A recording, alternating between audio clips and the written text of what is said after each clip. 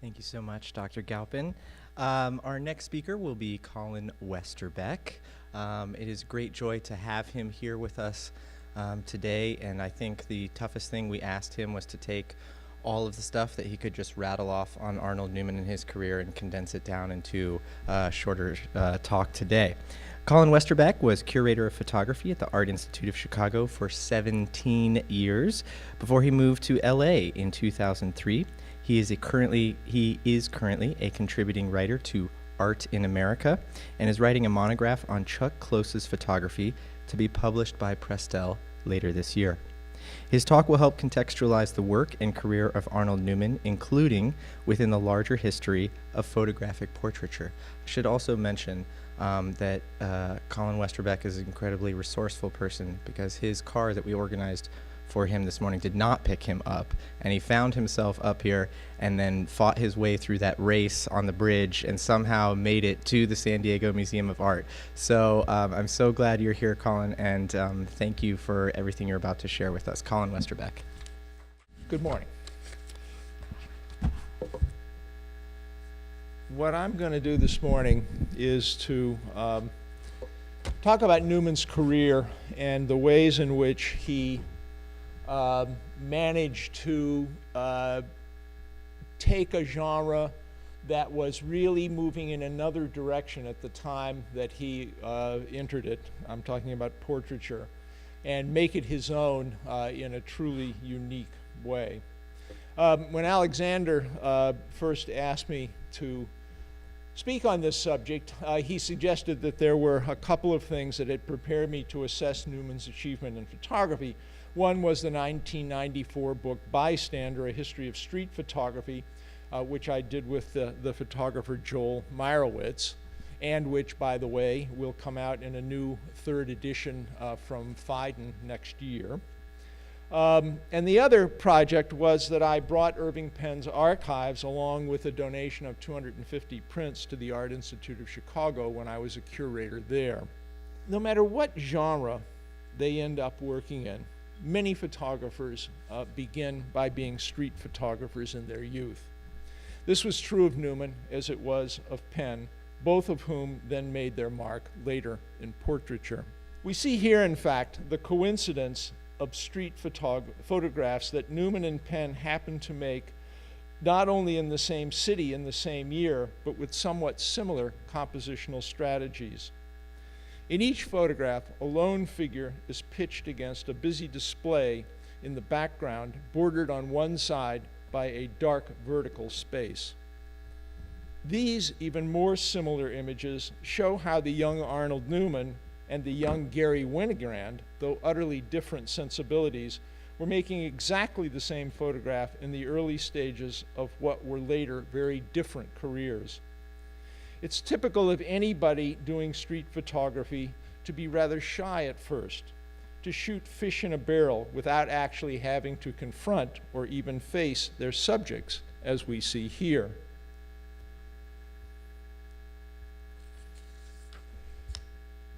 And as we did a moment ago in this image, where we feel the influence on him of social consciousness photography done in the 1930s by Walker Evans and Dorothea Lange, and others who were working for the New Deal programs like the Farm Security Administration. Notice, too, that in the photograph on the left, the foreground figure is in sharp focus while the background isn't, whereas on the right, figure and setting are equally sharp, equally important. The year that these pictures were made, Newman had seen the exhibition American Photographs by Walker Evans, the first one-man show ever given to a photographer at New York's Museum of Modern Art. Newman was impressed by how Evans always gave figure and ground the same emphasis. He didn't throw away the setting in order to throw all the emphasis forward onto the human figure alone. After moving to West Palm Beach at the end of 1939, Newman began to make photographs of people against the background of their own porches. Pictures that sometimes seemed to be candid, like street photographs, but at other times engaged the subject directly, like portraits. Some of these have the pronounced simplicity of the classic studio portraiture, while others begin to take on a considerable complexity as street photographs that interlace the setting with the subjects.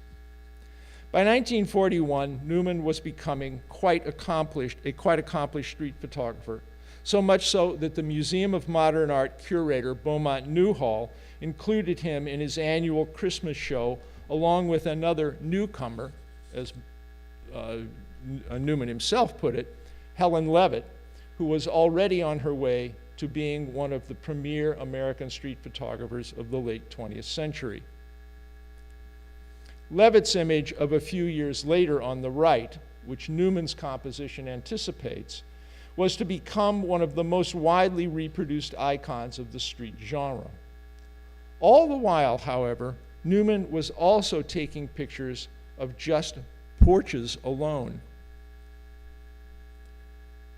Pictures that became stranger and stranger.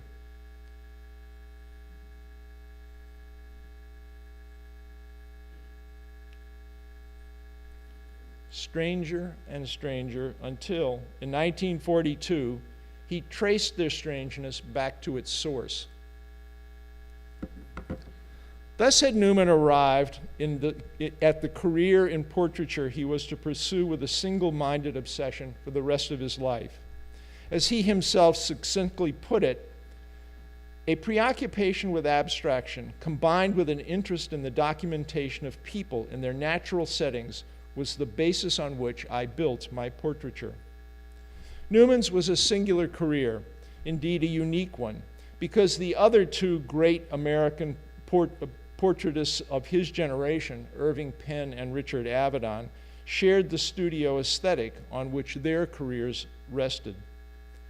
As different as the images by Penn and Avedon were, each practiced a kind of portraiture that isolated their subjects in their studios against minimal, unvarying backgrounds of their own devising. The result in each case was an almost puritanical reductionism. They contested the image with their subjects, whereas Newman collaborated with his. Theirs was an adversarial approach to portraiture, while Newman's was a conspiratorial one. Their work was cold-blooded, his warm-blooded. Of course, a portraitist has to have not only a technique, but someone to use it on. Here again, Newman was inspired. For Mondrian wasn't the only artist he photographed. He went after every painter or sculptor he could find in New York and the vicinity, both the Americans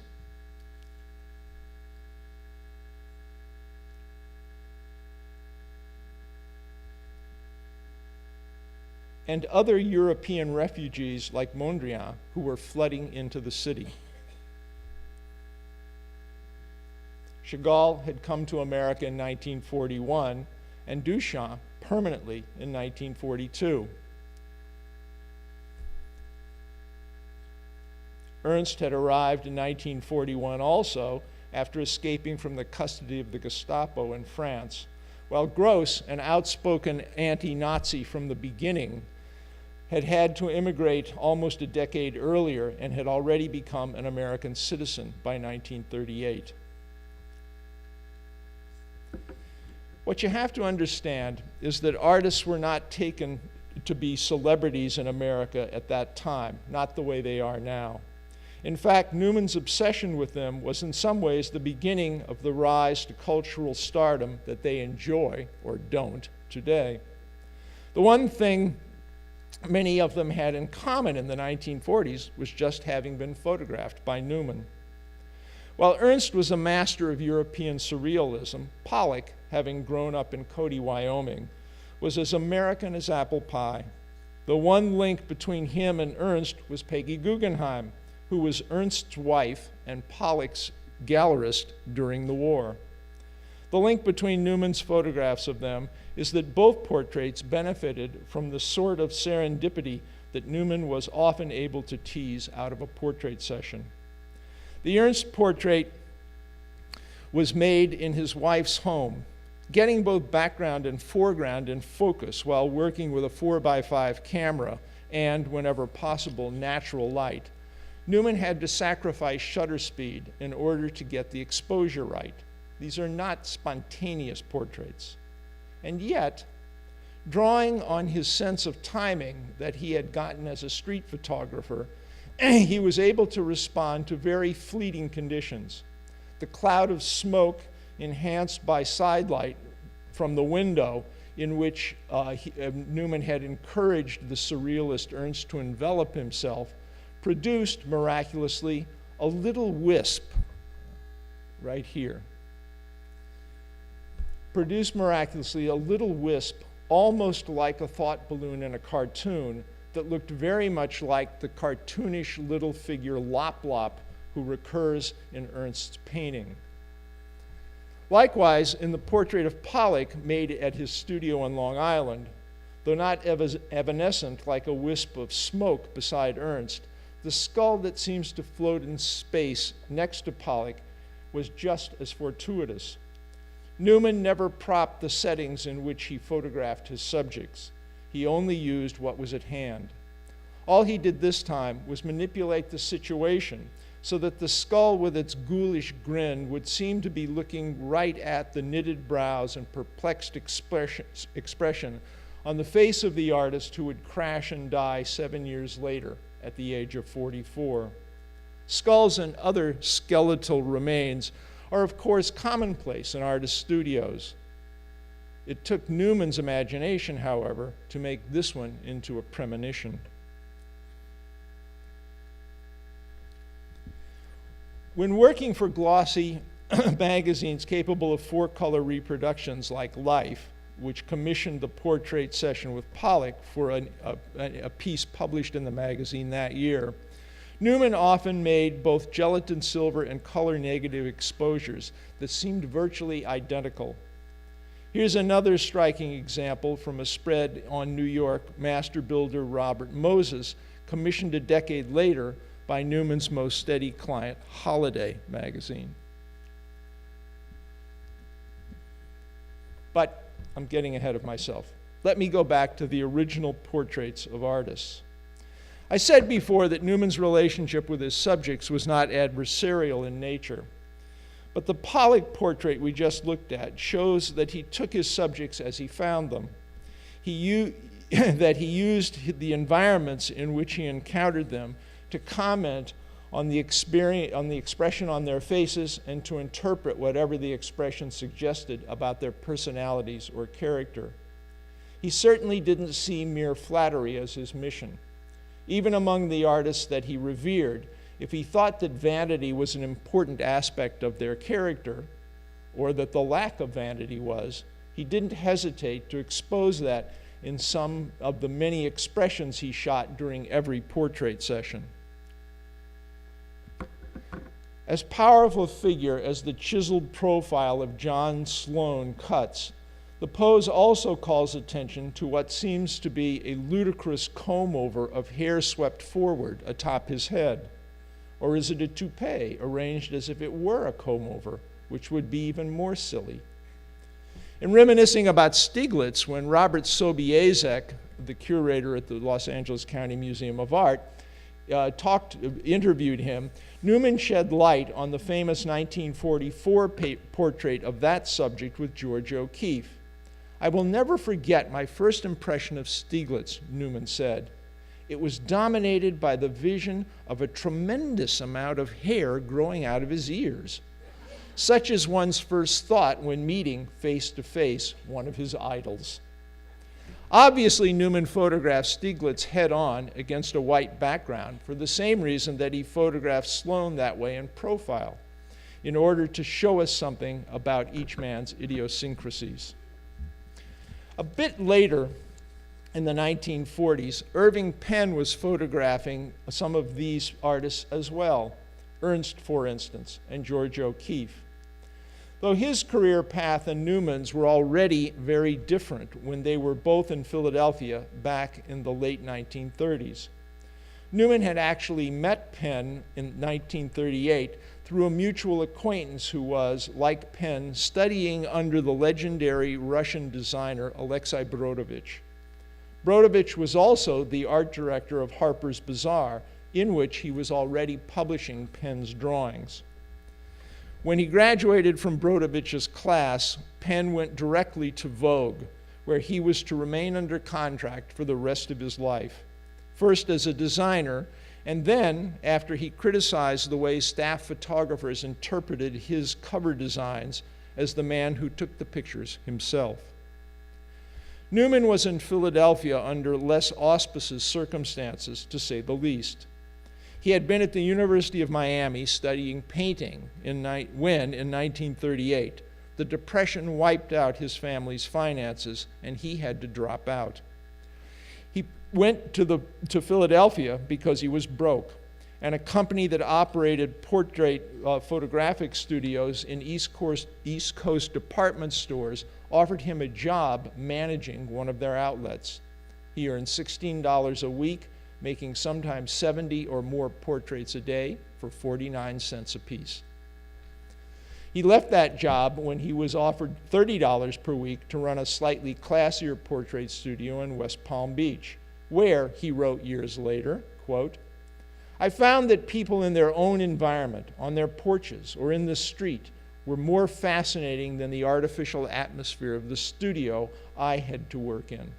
This motivated my growing idea of making photographs of people in their natural environment." My point is that while Penn was on a career path leading directly to the upper echelons of the New York fashion magazines, Newman was both finding his way and having his character defined by a more mundane working class life.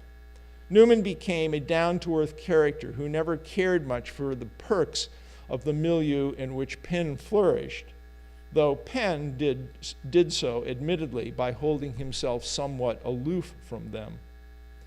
Rather than keeping a certain distance from his subjects, as Penn did, Newman had a career based on bonhomie, the bringing of his subjects into his orbit, even as, indeed precisely because, he went out into theirs to photograph them. Entering their homes, studios, offices, and ateliers to make their portraits, he broke down whatever barriers separated him from them. And because his portraits mostly served similar purposes of making them seem accessible, human rather than heavenly, they were grateful and accepted him as a social equal too. That's why you see Newman here having his famous subjects over to dinner, socializing with them in ways that Penn almost never did. In this photograph on the left, you see, let's see if I can get this going again. You see Max Ernst here, Juliet Ray, Man Ray's wife there, Dorothea Tanning, who's Ernst's wife here, Man Ray there, and here's Newman behind them, smoking a cigar and joining in the fun. And here's dinner at his house, cooked by his wife, and at the end of the table is Stravinsky on one side and Duchamp on the other. Snapshots like these suggest how down-to-earth Newman's relationships with his subjects became. In fact, the snapshot is a kind of touchstone for his career because it is the sort of picture in which we are used to seeing people in the everyday setting of their homes, workplaces, or some other environment habitual to them. One of Newman's most vivid memories from his childhood was of seeing Teddy Roosevelt in such a snapshot, grinning with his foot resting on a rhinoceros he had just shot. The late Met curator Henry Geldzahler believed that Newman's response to that snapshot of Roosevelt was, quote, the moment at which Newman's style was foreshadowed. Newman himself said of the image as he remembered it, "One could sense from a photograph like that what the man really looked like, how he stood, even what the man was like as a human being. I began to develop what combined the reality of the snapshot with a graphic approach. I wanted to show where a person lived, where he worked, a kind of reality combined with a carefully worked out composition. That said, Newman was never entirely comfortable with the way his unique approach pigeonholed him. Making these sorts of pictures earned him a reputation as the inventor of what was being called environmental portraiture. Eventually, he began to take exception to that label because it wasn't always how he worked.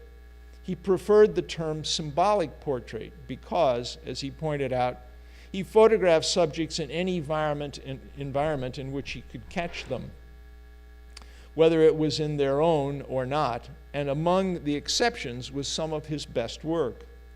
An early case in point was a portrait that became perhaps his most famous ever, his 1946 study of Igor Stravinsky. This portrait was made not where the composer's own grand piano was, at his home and studio in Los Angeles, but with a rented piano in a hotel suite in New York. As we see on the contact sheet, earlier frames had Stravinsky in a more conventional centered pose, though by the fifth frame, it's clear Newman had hit upon using the piano itself as the environment in which to place his subject. That's this one here. From there on, the framing becomes more and more radical, the most radical being the cropping indicated at bottom right. Down here, oops, let me go back one. Down here, where we see how he shaped it into what we find in the finished print. The great irony of the portrait's creation was that it was made for Alexei Brodovich, who had commissioned Newman to do a study of Stravinsky for Harper's Bazaar, but then rejected Newman's image on the grounds that, Brodovich said, it is too good a picture to be used small, which was how he had planned to reproduce it in his layout. Since that initial rejection, it has, of course, been reproduced literally hundreds and hundreds of times. Newman wasn't discouraged because he knew he was on to something good when he decided to crop the image severely. He liked the result as a composition, he explained later, because it looked like a B-flat musical notation. What we see coming to the fore here is that love of abstraction that is the other side of the paradox balancing and informing Newman's need to document people. He captured his subject not only in their environments, but even more consistently in his own graphics as a designer, the designer of his compositions in his portraits. The patterns that emerge from his career and seem to inform it more than where he photographed this sort of subject or that sort of subject lie in the way he explored certain compositional ideas with all sorts of subjects. Here, for instance, or here. While Penn, at one point in his career, drove every subject who came to his studio into a very tight corner he had constructed out of theater flats, Newman cornered the subjects we see here in their world. He showed them as if they were trapped in their own creativity. We see the art they create as something that looms larger than the personalities who create it.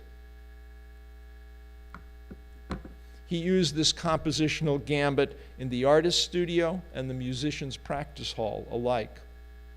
Let me go back now to one of the earliest Newman portraits I showed and end by tracing the development of some of these compositional strategies or motifs that I feel are the backbone of his career.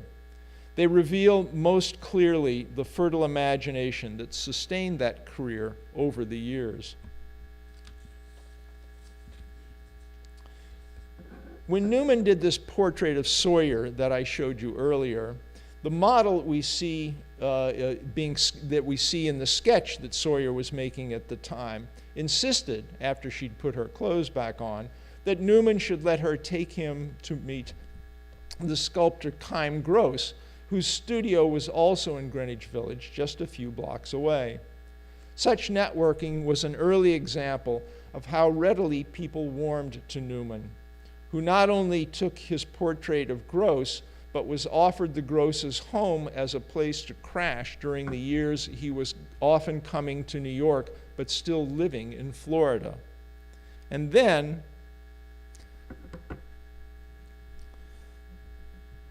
the way Newman had posed Gross as if he were an excrescence of his own sculpture became a template for portraits of other sculptors, as we see in these later studies, and similar patterns emerge in some of Newman's portraits of painters. Notice here in the Marin portrait, on the wall behind him, there's a crack that runs down the wall and ends in his head. And in the Hare portrait 5 years later, the gap between two boards brought out in the printing of the photograph creates the same effect, only more emphatically. Finally, in the Oldenburg, a tear in the print makes it clear that all great artists are a bit cracked, or have been perhaps struck by lightning.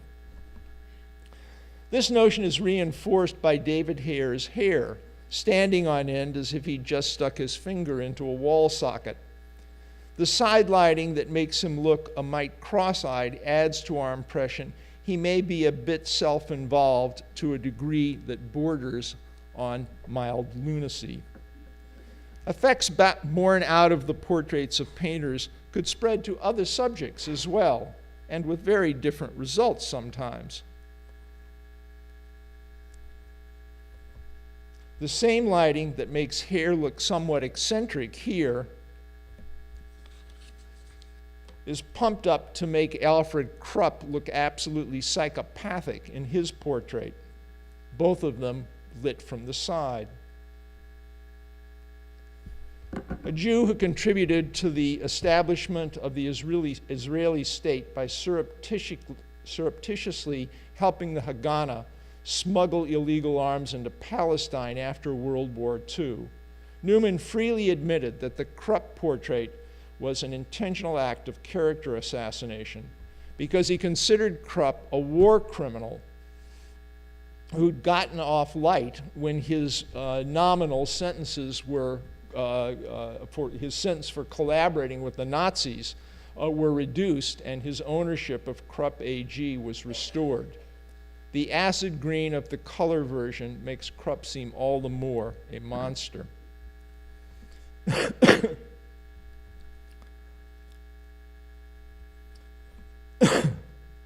The tearing in the Oldenburg portrait was a habit whose earliest manifestation I've found is this Dali portrait. And that came into full flower, that is to say, the habit of making a tear in his prints, that came into full power in these experiments with Andy Warhol. Newman extended this technique from the early 50s at least through the 1980s, with results ranging from the scariness of Warhol to the impishness of Dr. Seuss on the right. Only Newman could make the wanton vandalism of tearing up his own portraits into an act of whimsical homage to his subjects. Newman was also unusual among the late 20th century portraitists in his willingness to publish variants from a session with one of his subjects. Sometimes these composed a kind of zoom shot moving in closer from one frame to the next, as we see in these portraits of J. Robert Oppenheimer. The same probing point of view is seen too in these Ayn Rand portraits, where the alternate takes make us move in closer and closer and evoke an emotion of intimacy of a kind that we didn't see in the fuller figure on the left. Some other variants are an exercise in what we might call time-lapse photography, such as these portraits of Duane Michaels made 9 years apart. Here we see George O'Keeffe in a portrait made over 2 decades after the one of her with Stieglitz. Striking in this instance is how similar Newman's portrait of her is in the later portrait. On both occasions, but especially the second one, he found her a difficult subject. He may have kept her in profile so she couldn't see what he was doing and object to it before he'd even made the exposure. These portrait pairs, between which the time lapse is sometimes decades or more, as a consequence, among the most poignant photographs Newman ever made. As we see here with Bernice Abbott and with Edward Hopper, photographed when he was really already close to mid-career, but then late in his life on the right in Truro, Massachusetts. Among the most affecting dual portraits recording an impressive career in the arts this way are 2 Arnold Newman portraits that he made of himself. Even though these 2 self-portraits were made 40 years apart, Newman was far from finished with his career.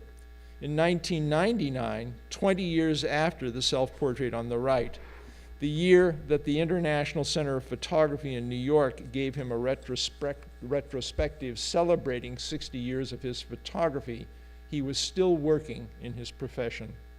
He died in 2006 at the age of 88. Thank you.